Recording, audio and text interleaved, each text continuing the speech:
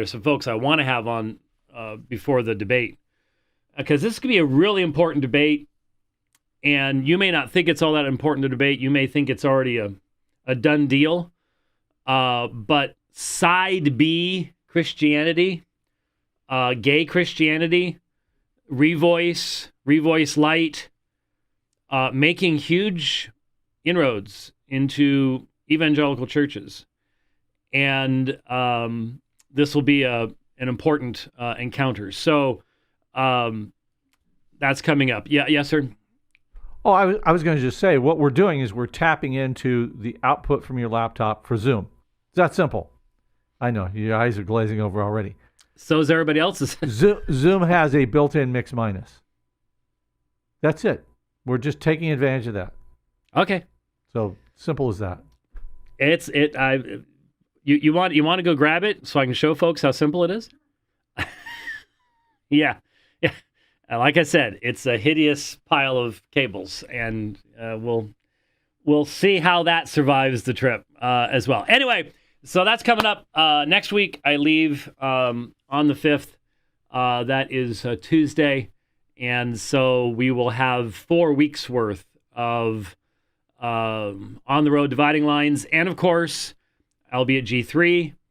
We will be doing the pre-conference. Interesting discussions, I'm sure, going to take place.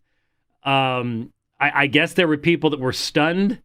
I don't know why. I guess people don't necessarily listen to all the sweater vest dialogues and stuff like that.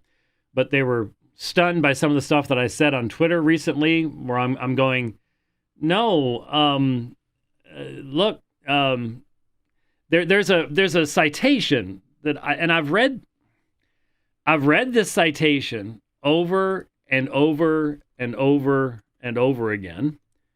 Yeah, there it is. And I'm not saying that John Adams was writing scripture. John Adams might have been wrong, but I've never heard anyone make an argument that what he said was wrong. John Adams was one of the founding fathers. And he was very much involved with the formation of the United States of America. And in 1798, he wrote the following words: "While our country remains untainted with the principles and manners which are now producing desolation in so many parts of the world, while she continues sincere and incapable of insidious and impious policy, we shall have the strongest reason to rejoice in the local destination assigned us by Providence. But should the people of America once become capable of that deep simulation towards one another and towards foreign nations, which assumes the language of justice and moderation while it is practicing iniquity and extravagance, and displays in the most captivating manner the charming pictures of candor, frankness, and sincerity, while it is rioting in rapine and insolence, this country will be the most miserable habitation in the world." I mean, that happened 80 years ago and has only gotten worse and worse and worse. Because we have no government armed with power, capable of contending with human passions, unbridled by morality and religion. Avarice. How much are we in debt? Can we even keep track anymore? Avarice, ambition, revenge, and licentiousness. People in this nation don't even know what licentiousness means. Would break the strongest cords of our Constitution as a whale goes through a net.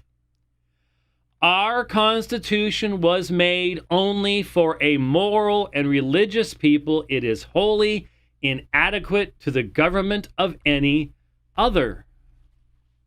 It's a heart issue.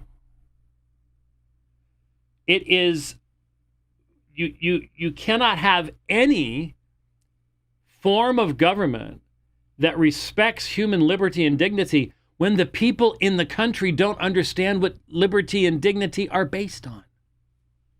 You can't. And so I just said we're already in a post-constitution. I mean, look at every day now. We have the two forms of the justice system. You've got justice for Hunter Biden and Hillary Clinton and BLM protesters. I mean, they just threw the book, and they're going to imprison pro-life demonstrators for breaking the face thing. At the same time, I think it's Denver is paying out $4.7 million to BLM rioters who were arrested. We are already at the point where you have the rules for the party and the rules for the people that are not in the party. We're already there. There's not a single one of the founding fathers that would look at what's going on today and even recognize the connection between what they wrote and what's going on. No, they wouldn't. Yes, sir? Now, I'm positive I remember you saying that, bringing this up after Obergefell. Oh, sure. All right. But I'm also positive I've heard you say it numerous times, maybe going back 10 years. You've cited that. Oh, yeah. We need to get that. You mean Adams? Yeah. We need to get that little engine that we've just gotten built to go search that. But I'm positive it's going to go back at least 10 years that you've said that. Interestingly enough, in Evernote, the last date of editing, this is somewhat useful, happens to be June 22nd, 2015. That's right at the time of Obergefell. Yep, that's right at the time of Obergefell. Yep. Yeah, so I made some comments and basically said, look, if you want to talk about secular liberalism and the freedom that it grants, look around you. Look around at what is going on right now.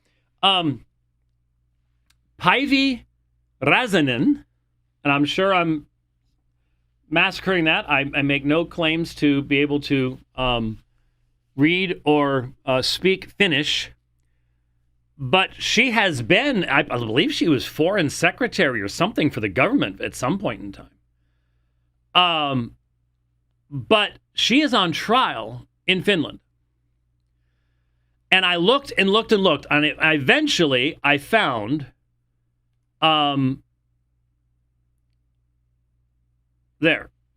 is the tweet that she is on trial for 3 things, and this is one of the primary things. This is a tweet that she posted in 2020, I think, or was it 2019? It says 2019. So, and it's in Finnish.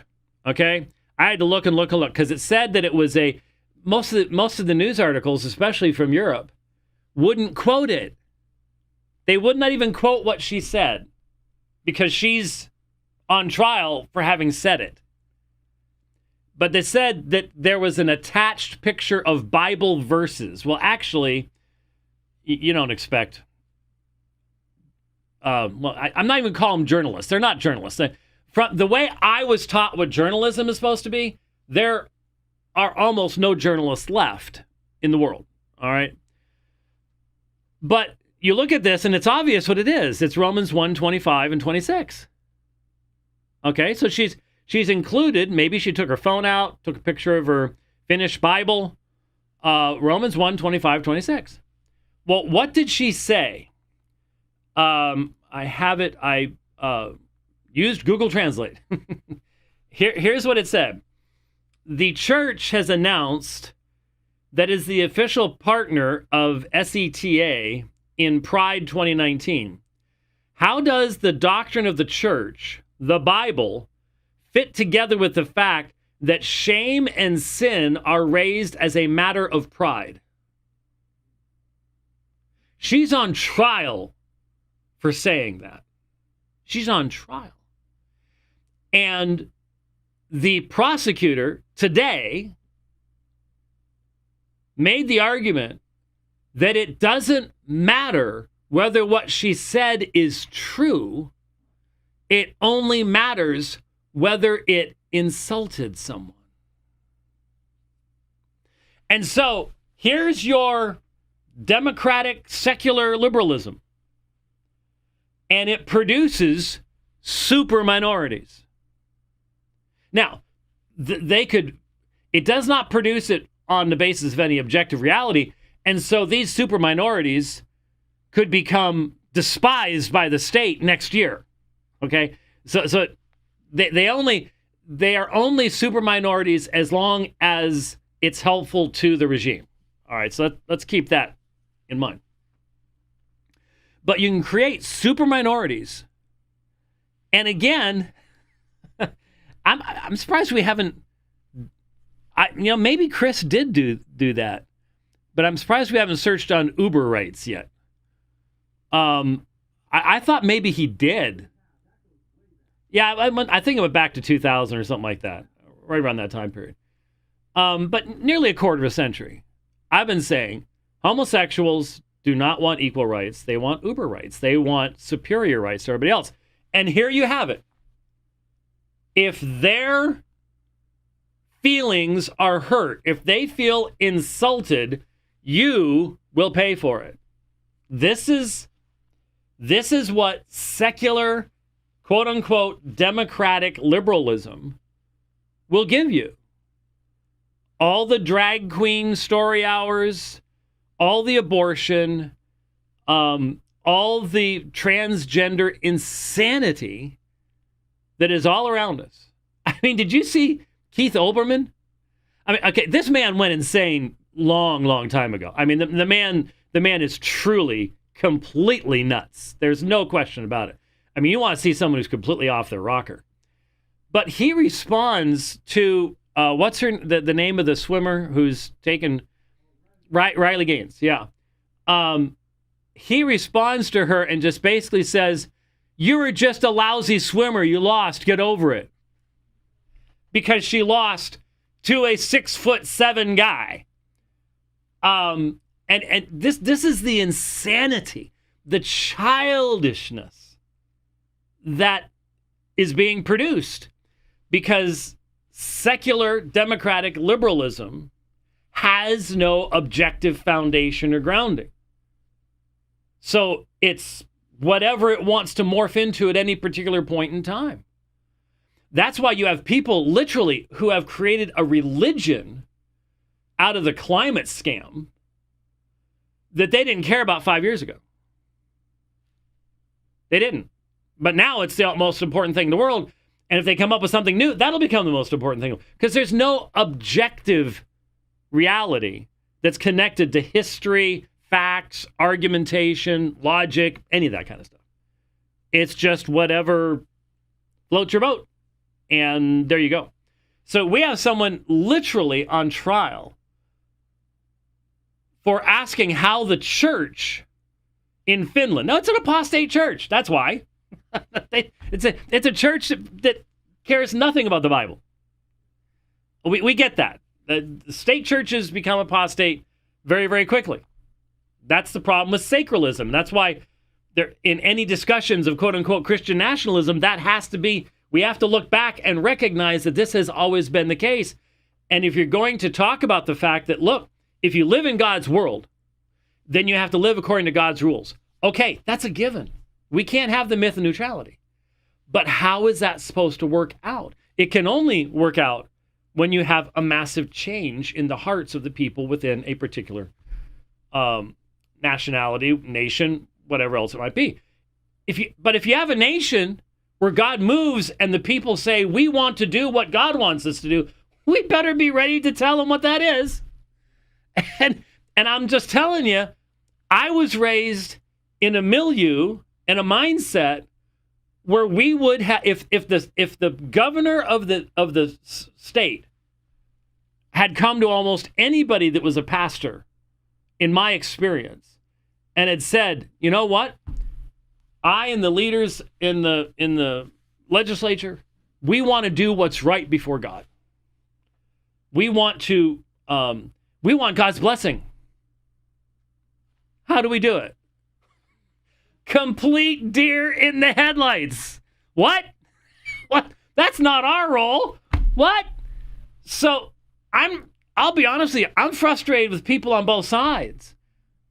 I'm frustrated with people on both sides that are lobbing, and I was saying this last night. There are people lobbing bombs at G3, and there are people on the G3 side lobbing bombs the other direction, and people getting all upset, and you've accused me of this, and you've accused me of that, and I'm sitting back, and Tom Buck posted a tweet a couple days ago, and I retweeted it. And he says, I've got people, I have friends on both sides of a lot of these issues. And there was a day when you could actually have some kind of debate without getting out the pitchforks and lighting the fires. But it really seems that social media has destroyed that. And obviously, in our national conversation, there's no place for any of that either. So I guess we're just picking up on that kind of stuff. But, I had people who were listening to what I was saying, and I'm talking about, we've been soaked in the myth of neutrality. We live in God's world, so God's rules are the only things that are going to allow us to prosper in this world. And what's being done right now in the name of secularism is all going to fall down on top of itself. It has no ability to last, but it can create massive and may well, I pray God doesn't allow it to happen, but if it's his will, it may create the same kind of massive hatred of life that the Soviet Union did. Certainly China's that way. But man, wouldn't it be awesome if God changes hearts in China? I mean, what an awesome thing. I've said more than once, I would love to see China become the light that spreads across the earth. Well, that'd be awesome. Are you saying God can't do that? I think there's a lot of people whose theology does not allow for that at all. God can't do that. What do you mean? And it's like, hey, if you're a Calvinist, you can't sit there and say God can't do that. You better believe he can. You better believe he can. So I'm just simply saying, myth of neutrality, you can't defend that as a Christian. You can't defend secularism. Secularism is an anti-Christ philosophy. And this is all going to fall down on top of itself eventually. And what are we going to do then? We don't want to be the deer in the headlights at that point. We don't want to be the people going, well, we don't really know what to suggest. And I'm just confessing that's what I was raised with. I'm not there anymore, but that's what I was raised with. So I had people saying, oh, well, I hope when you get to G3, you'll say this to this person, that person. I'm just like, no, actually, I'm going to go to G3. And in the pre-conference, there's going to be some interesting conversation. But it's going to be respectful. And since it's face-to-face, it'll probably be different than what we have on Twitter, which may be going away for us anyways, to be perfectly honest with you. I've seen some really disturbing and negative things going on Twitter. I have to wonder if investors haven't gotten to a certain Elon Musk. But we will see. Anyway, because it's face-to-face with Bibles in hand, it's going to be different and hopefully more helpful than what you have in social media. So, I am thankful that God still has believing people in Finland. But if you're a believer anywhere in the European Union, you have a target on your forehead, and that's coming for us. Just look over there to see what it's going to look like, how it's going to happen. You get these super minorities, and their feelings are all that matters. Your feelings don't. No one could care less about your feelings. You represent the old way. But super minorities, and that way you shut down the preaching of the gospel. You get people that, we can't have people out evangelizing in the streets and things like that. Just look at what's happening over there, and you'll see what's going on. So connected to that, I